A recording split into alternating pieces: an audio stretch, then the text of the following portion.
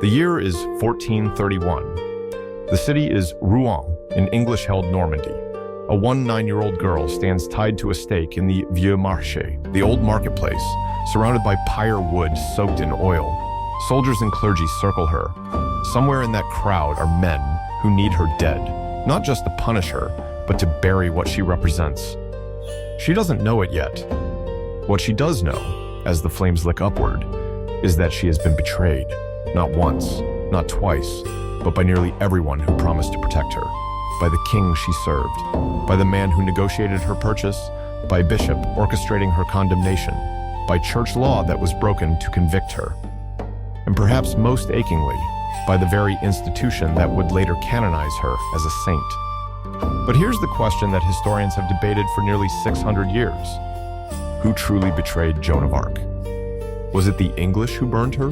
The Burgundians who sold her? The French king who abandoned her?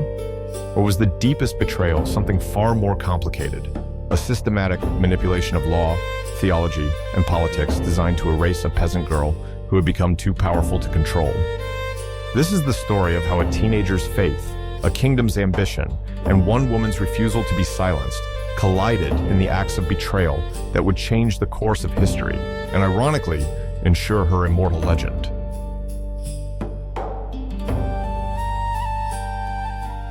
Welcome to Beat Nomads, History and Myths Awakened, the podcast where we look what is behind well-known stories and myths.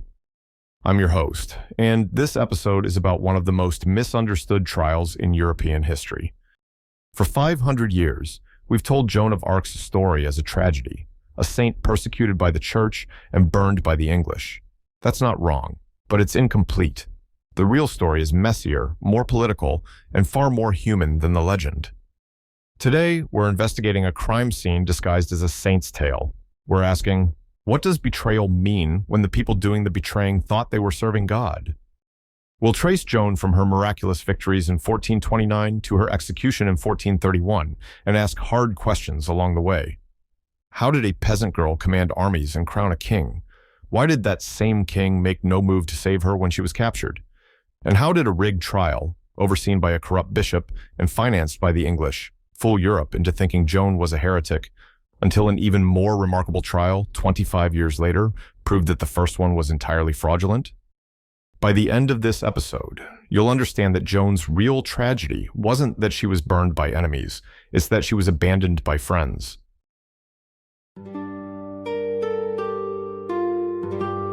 Let's set the stage. It's 1428 and France is dying. For 91 years, since 1337, the 100 Years' War has gutted the kingdom. The English claim the French throne. The Burgundians, who are French nobles but allied with the English, control the north and the critical city of Paris. The legitimate French king, Charles VII, is a 25-year-old dauphin, an heir who has never been crowned. Without a coronation at Rouen, the traditional seat of French royal authority, his claim to the throne is weak. And without a strong king, France is fragmenting. Most of northern France is under Anglo-Burgundian control. The economy is devastated. Morale is shattered. The French military has lost battle after battle. By 1428, the English have begun a siege of Orléans, a city on the Loire River that is strategically crucial. It's the last major French stronghold before the English can march south and crush what remains of Charles's territory. Now, in the middle of this catastrophe, a voice breaks through the static of despair. In a small village called Domremy in northeastern France, a peasant girl named Joan, who would later be called Jeanne d'Arc, claims she has been receiving messages from saints, not in her sleep, not in poetry. She says she hears them, Michael, the archangel, Saint Margaret, Saint Catherine.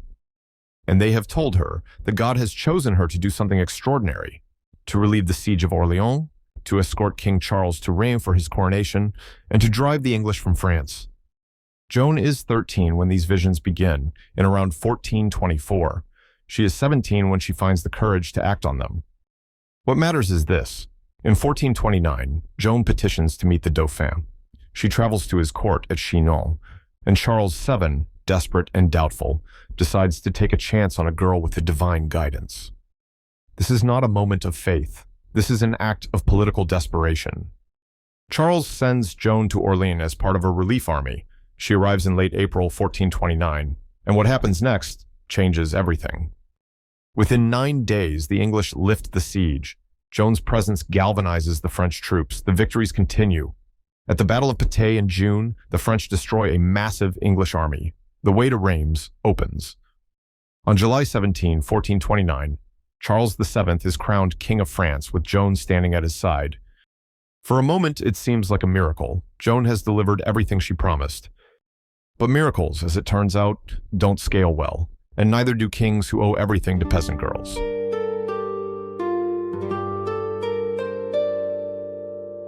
This chapter answers, why did Joan's greatest triumph become her greatest vulnerability? After Charles's coronation at Reims, Joan wanted to keep fighting. The English were wounded but not defeated. She urged Charles to press his advantage, to move on Paris, to expel the English entirely from French soil, to cement the legitimacy he had just won. But Charles was thinking differently.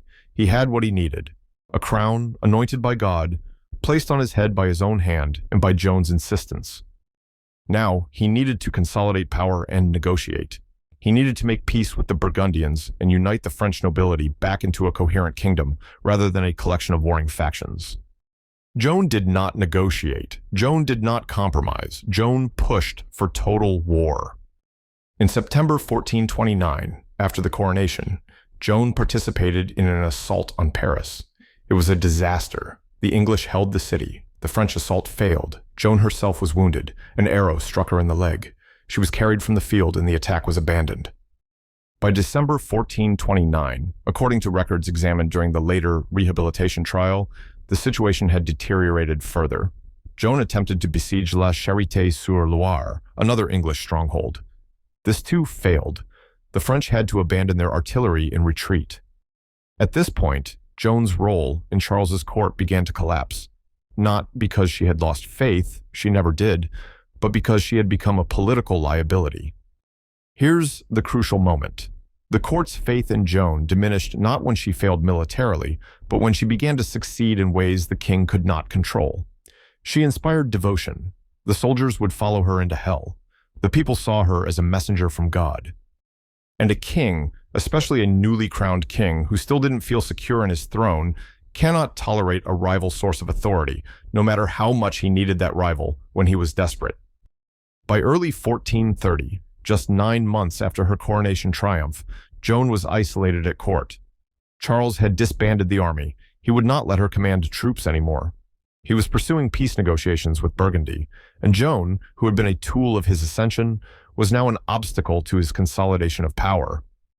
In March 1430, Joan organized a volunteer company, about 100 soldiers, to relieve the town of Compiègne, which was under siege by the Burgundians. This is critical. According to the records, Joan did not have explicit permission from Charles to mount this expedition. Some historians suggest it was unauthorized and treasonous. Others argue she could not have financed it without court support. What's clear is that Charles was still observing a truce with Burgundy. Joan was breaking that truce on her own initiative. Whether Charles tacitly approved or deliberately allowed his rival to put herself in danger, we cannot know. What we do know is that Charles made no attempt to rescue her when she was captured. On May 23, 1430, Joan was captured in a skirmish outside Compiègne, and the man she had crowned sat silent while the Burgundians decided her fate. But Charles's silence was not neutrality. It was a choice.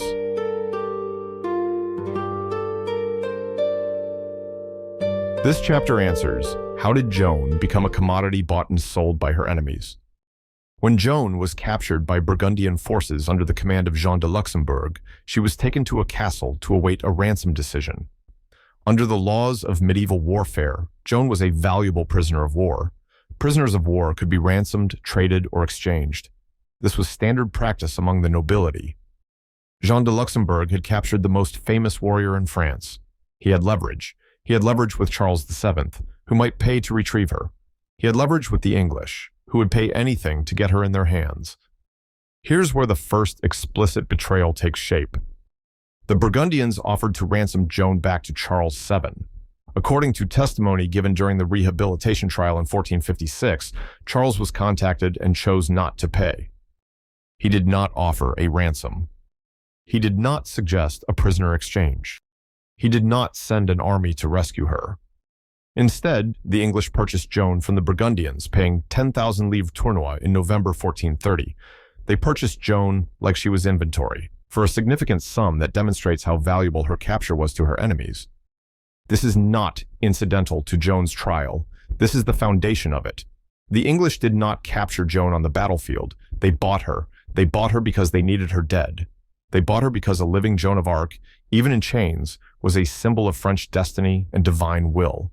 She had to be made into a heretic to prove that Charles had been crowned by a fraud. But before the trial could happen, Joan had to be secured. On December 23, 1430, she was brought to Rouen, the capital of English-controlled Normandy. She was placed in a royal castle, not a church prison, which is where a heresy suspect should have been held according to church law. This matters. This is a violation that would later be cited as evidence the trial was rigged. Now here's the mythological part that historians need to correct. The church killed Joan of Arc. In reality, the English killed Joan of Arc. The church provided the legal mechanism. Joan's trial was not fundamentally a religious proceeding. It was a political one dressed up in ecclesiastical robes. The men orchestrating it knew that if Joan could be declared a heretic, her execution would appear to be God's will rather than the English crown's convenience. And the man who helped make that happen was Bishop Pierre Cauchon, a figure whose biography reads like a villain's origin story. Cauchon was the Bishop of Beauvais. He was a partisan of the Duke of Burgundy and the English crown. He had been a rector of the University of Paris, where he had led the institution to side with Burgundy and England against France. He had even been one of the negotiators at the Treaty of Troyes in 1420, which had nearly disinherited the Dauphin and promised the French throne to an English king. Most crucially, and this is personal, not just political, Cauchon's pro-English and pro-Burgundian stance meant he could not be present at a French coronation celebrating Charles's legitimacy. He had not been there when Joan stood at the king's side, and within months, his position in Beauvais would become untenable as French forces retook the region in late 1429. Cauchon wanted Joan dead, and he had allies in Paris, scholars at the University of Paris, clergy, men who believed that Joan's voices must be demonic because she had defeated English armies. They asked the Duke of Burgundy to hand Joan over to them for trial. When negotiations began, it was these men who made the case to the English that a heresy trial would be the most effective way to destroy Joan's legend. But here's what nobody could have predicted. Even with all the power, all the manipulation, all the rigged procedures, Joan would nearly escape her fate, and her almost escape would lead to the very thing the English most feared.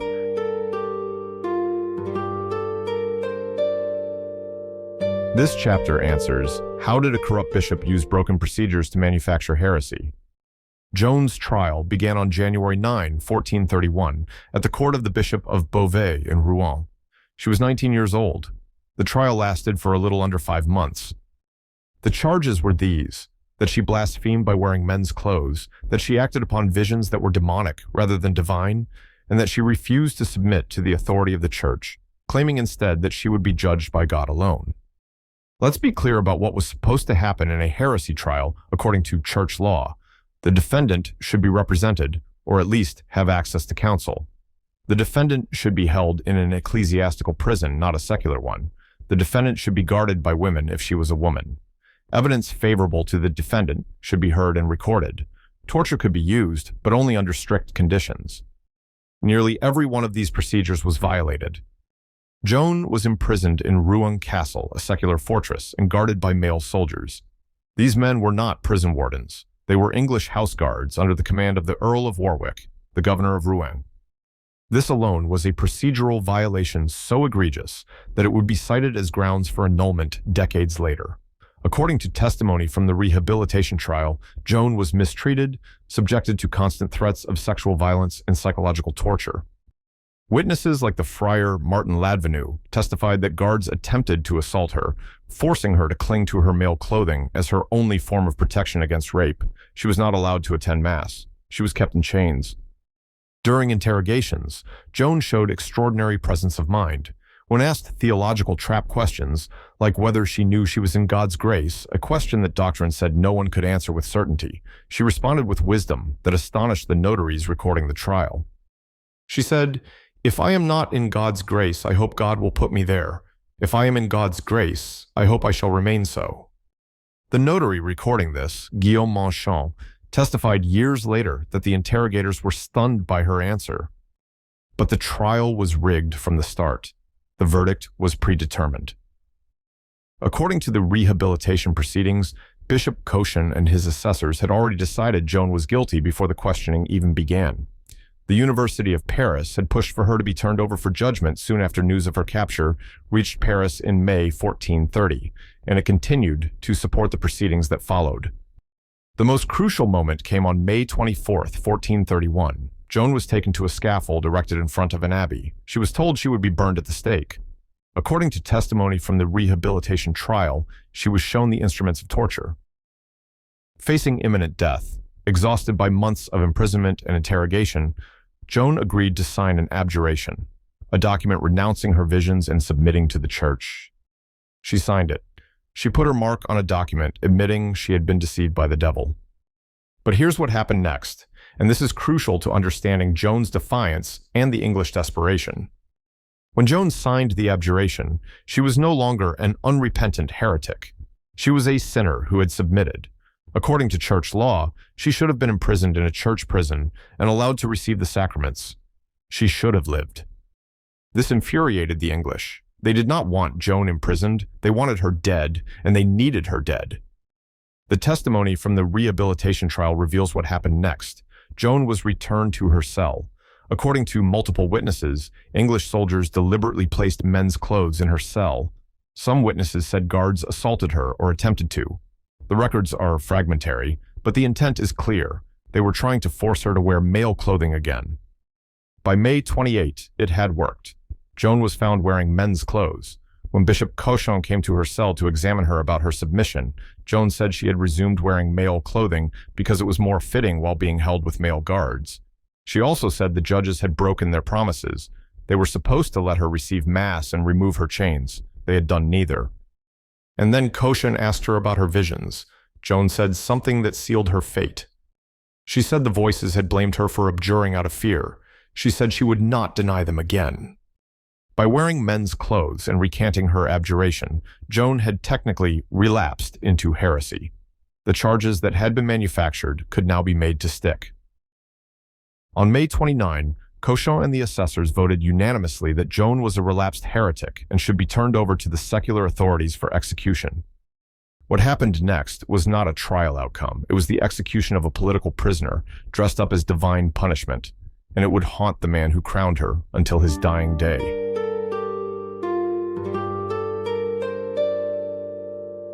This chapter answers, why did Charles VII, whom Joan had made king, let her burn? Here's what we know with absolute certainty from testimony given in the rehabilitation trial and from the accounts of contemporaries. Charles VII made no attempt to ransom Joan. He made no attempt to negotiate her release. He did not send an army to rescue her. He did not publicly protest her trial. He did not appeal to the Pope. He did not petition other kingdoms for diplomatic intervention. He was silent. Historians, including medieval scholar Barbara Tuchman, have interpreted Charles's silence as strategic rather than incidental. Joan had become what every autocrat fears, a leader with a source of authority outside the state. Her visions, her voices, her divine mandate, these were things that came from God, not from the king. As long as Joan lived and maintained her claim to divine guidance, she was a threat to Charles's ability to rule without question. But Charles could not eliminate her directly. Her popularity was immense. The people of Orléans held a festival in her honor every year on May 8 to commemorate the lifting of the siege. If Charles had ordered Joan killed, the backlash would have fractured France along exactly the same fault lines that had nearly destroyed it. The English solving that problem for him was, in a sense, politically convenient. The historical record reveals a silence that is perhaps more damning than any testimony. While the rehabilitation trial in 1456 painstakingly documented English crimes, it conspicuously avoided asking why the king had done nothing to save her. We know that the city of Tours sent money for prayers, but there is no record of Charles authorizing a single livre for her ransom. The Inquisitor Jean Brehal, in his final summary, placed the blame entirely on the English and the corrupt bishop, effectively shielding the king. But the absence of a ransom offer from Charles speaks for itself. He had the treasury to bid for her. He chose not to. And he never publicly acknowledged that choice. For the rest of his life, he maintained the fiction that he had wanted to save her, but was prevented by circumstances beyond his control.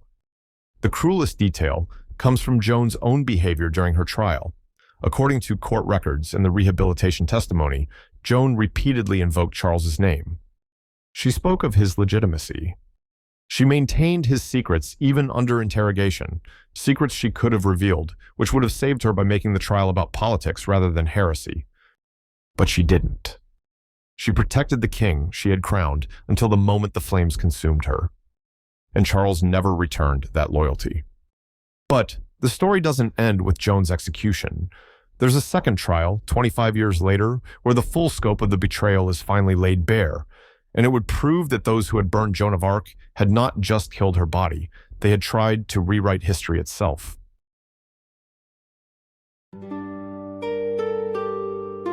By 1449, Charles VII had regained control of Rouen. The English documents of Joan's original trial were finally accessible, and Charles, now a middle-aged king, ordered an inquiry into Joan's trial. He couldn't be seen as doing this for sentimental reasons. Publicly, it had to be framed as justice and theology. As long as Joan's convictions stood, the English could claim Charles owed his crown to a condemned heretic. Proving the trial was corrupt was the legal route to void the conviction and remove that stain from his legitimacy. In 1452, a second inquiry began. In November 1455, a formal rehabilitation trial opened. From November 1455 to July 1456, the Inquisitor General Jean Bréhal and 2 other judges traveled across France, hearing testimony from approximately 115 witnesses. They examined the trial records. They interviewed the notaries who had recorded the proceedings.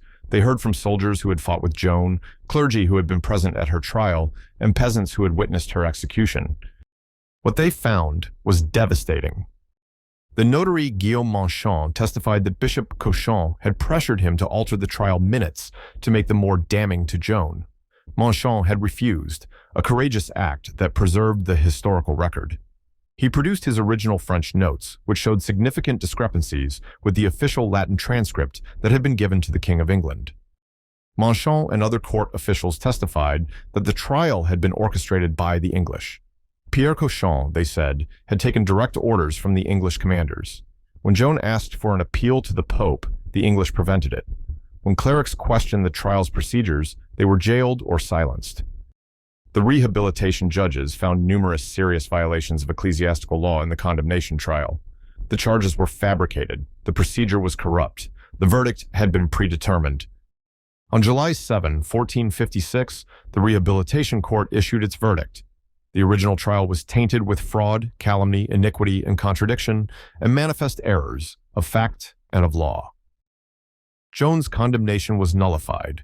The articles of accusation were formally torn to pieces in a public ceremony at Rouen, the same city where she had burned. Joan was declared innocent. Her name was cleared. The court announced that she shall be and is washed clean of infamy. But here's the thing nobody talks about. The rehabilitation trial did not declare Joan's visions authentic. It did not make a theological pronouncement on whether God had actually spoken to her. The court said only that she had not been tried fairly and that the trial had been politically motivated, which, of course, it was. It took the Church another 464 years to make a full theological judgment. In 1920, Pope Benedict XVIII canonized Joan as a saint. But the people had always known the truth. Joan had been a martyr since the moment the flames touched her, and a saint since the moment she refused to renounce her voices. So let's return to our central question. Who betrayed Joan of Arc? Not the English alone. They were enemies. They behaved as enemies. They killed her as a prisoner of war and called it theology. Not the Church alone. The institution was complicit, but the Church was also, in a sense, a tool. The trial was never primarily about heresy. It was about power. The deepest betrayal, the one that still stings when you read the historical record, came from Charles VII. Joan had given him everything: a crown, a kingdom, legitimacy. She had asked for one thing in return, that he not abandon her. He abandoned her completely. And here's what makes this complicated. Charles was not a villain in a black cloak. He was a king who had inherited a fractured realm and was trying to build it into something unified. Joan had served his purposes brilliantly, but she had also become a threat to his ability to govern. In a world where authority came from God and from the approval of the nobility, a peasant girl claiming direct divine communication was fundamentally destabilizing. Charles needed to consolidate power, not share it with a teenager who heard voices. Does that justify his silence? History says no. Joan's loyalty to him was absolute. His betrayal of her was complete. But it explains it, and understanding the explanation is the key to understanding why Joan's story still matters. Her story matters because it reveals how power operates. Institutions can manufacture lies, declare truth heretical, and erase inconvenient people. But it also shows that no injustice is final. 25 years after her execution, the truth was excavated from the ashes. In our own time, when authority silences uncomfortable voices and institutions move to suppress witnesses rather than hear them, Joan reminds us what resistance looks like and what accountability looks like too. She burned once, but history vindicated her, and that reckoning, however delayed, is why her story endures.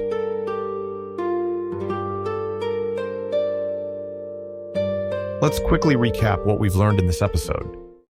Joan of Arc was betrayed by her king, sold by her captors, tried by her enemies, and executed for crimes she did not commit. It took a second trial, 25 years later, to prove that the first one was entirely fraudulent. But Joan's true tragedy was not that she was burned by the English. It was that she was abandoned by the man she crowned.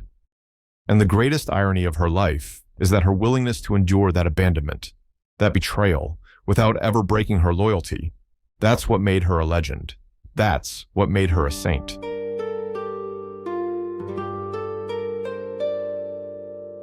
If you found this episode valuable, please follow the podcast, leave a review, and share it with someone who's interested in history.